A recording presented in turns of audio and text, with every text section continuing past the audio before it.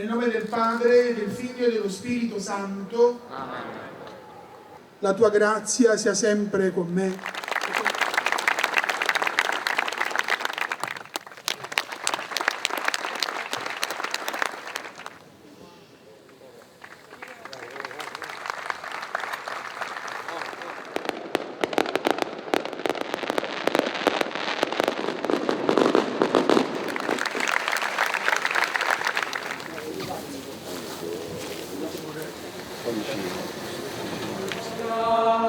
Per noi prega. Siamo le loro catene, gettiamo via i loro legami. Grazierò e ti loderò, benedirò via.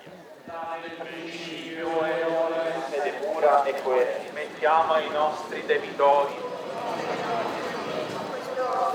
Sia il 16° giorno prima del